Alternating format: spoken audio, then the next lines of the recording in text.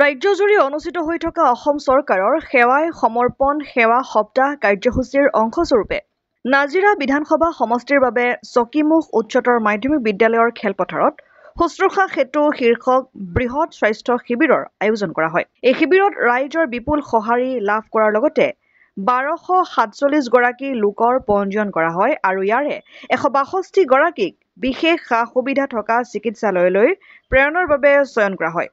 শিবিৰত স্বাস্থ্য সেৱাৰ সুবিধাৰ বাবে পঞ্জীয়ন desk, mobile laboratory, general laboratory, general OPD, Ayush আৰু কেঞ্চাৰ OPD স্থাপন কৰা হয়।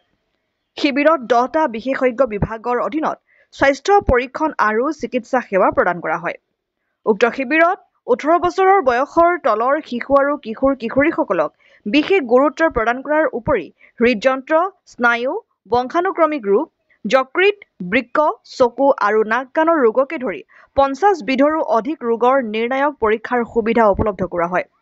তদুপৰি পৰৱৰ্তী পৰ্যায়ত যথোপযুক্ত চিকিৎসা প্ৰদান আৰু বিনামূলীয়া পুনৰীক্ষণৰ ব্যৱস্থা, ৰোগ অনুসৰি পৰ্যায়ক্ৰমে উন্নত তথা বিনামূলীয়া চিকিৎসা প্ৰদানৰ বাবে বিশেষ সা-সুবিধা থকা চিকিৎসালয়লৈ প্ৰেৰণৰ ব্যৱস্থা ইত্যাদি সেৱাও অন্তৰ্ভুক্ত কৰা হয়। মোৰ নাম ডক্টৰ শফিক ভট্টাচাৰ্য।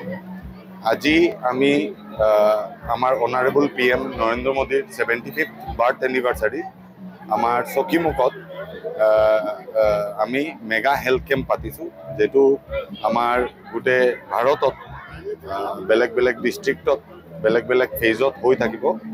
আজিৰ এই যিটো আমাৰ মেগা হেল্থ কেম্প আছে, এইটোৰ মুখ্য উদ্দেশ্য হ'ল 18 বছৰ বা তাৰ তলৰ যিমান আমাৰ চিলড্ৰেন আছে তেখেতক এক্টিভলি স্ক্ৰীন কৰিব লাগে।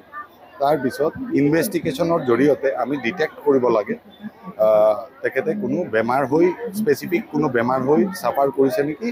আৰু আগন্তুক দিনত এই বাচ্চা কেইজনী যিবোৰ আমি পাম, ইয়াৰ পৰা আমি ফাৰ্দাৰ টাৰ্চিয়াৰী বা মাল্টি স্পেচিয়েলিটি হস্পিটেললৈ তেখেতক ট্ৰিটমেণ্টৰ কাৰণে পঠাম। আজি এতিয়ালৈকে আমাৰ কেম্পত 2000ৰ ওচৰত মানুহ এতিয়ালৈকে ৰেজিষ্ট্ৰেশ্যন হৈছে। তাৰ মাজত ৰেফাৰেল 200+ হৈছে।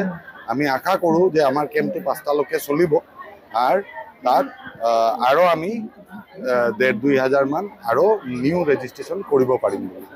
ধন্যবাদ। নাজিৰাৰ পৰা যদুমণি হাজৰিকা ৰিপৰ্ট, অসম আদিত্য।